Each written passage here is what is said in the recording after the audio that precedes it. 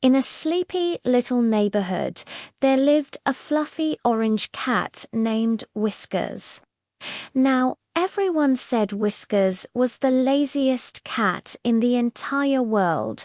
He'd spend his days dozing on sunny windowsills, turning his nose up at mice, and completely ignoring the other cats when they tried to get him to play. But hidden deep inside that fluffy, orange exterior, Whiskers had a secret. A big secret. He didn't feel like a cat at all. He felt like a dog. You see, whenever Whiskers watched the neighbor's happy-go-lucky Labrador Bruno go wild, chasing after sticks, his little cat heart would just race with excitement. When he heard the neighborhood dogs barking their proud, booming barks at the mailman, he felt this overwhelming urge to join in. Of course, his attempts always came out as a squeaky meow, which kind of ruined the moment. But still, the feeling was there. Every single morning, Whiskers would dedicate himself to his dog training. He'd stand tall and practice barking, though it sounded more like MRO. He'd try wagging his tail with all the enthusiasm of a golden retriever, which usually ended with a flower pot crashing to the ground. He even tried to fetch sticks, bravely taking on branches that were sometimes bigger than he was. The other cats in the neighborhood just didn't get it. They'd watch him from a distance and snicker.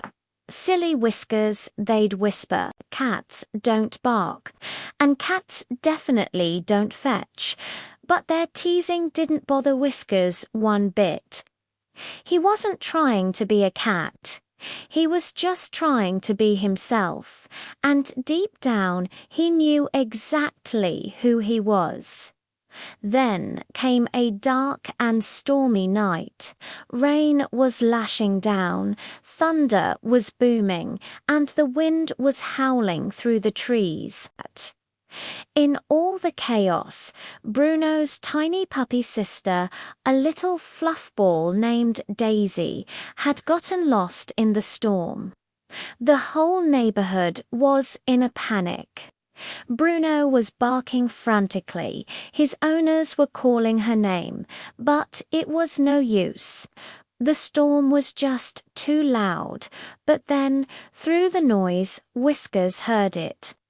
A faint, terrified whimpering sound coming from near a storm drain at the end of the street. Without a single moment of hesitation, Whiskers sprang into action. He didn't think about the cold rain or the scary darkness. He just ran. He sprinted through the puddles, his little paws splashing all the way. When he reached the drain, he used his sharp cat claws, something he was suddenly very grateful for, to pry open the heavy metal grate, and there she was, little Daisy, shivering and scared. Whiskers gently nudged her out and led her all the way back home, safe and sound. From that day forward, everything changed. The neighborhood dogs didn't see a weird cat anymore. They saw a hero. They saw one of their own. Whiskers became an official member of their pack.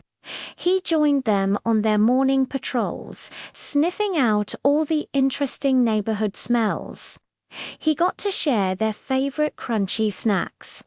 And he stood guard right beside them, his chest puffed out with pride.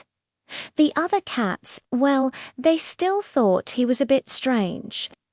They'd watch him trotting alongside a Great Dane and just shake their heads. But Whiskers didn't mind at all. He was happy. He had finally found his pack, his family, the place where he truly belonged. He was Whiskers, the cat who barked, the cat who fetched, and the cat who saved the day. Because his story shows us that sometimes it doesn't matter what you look like on the outside. What really matters is what your heart tells you to be. Thanks so much for watching our story today. If you enjoyed Whiskers' adventure, don't forget to hit that like button and subscribe for more tales from our little neighborhood. See you next time.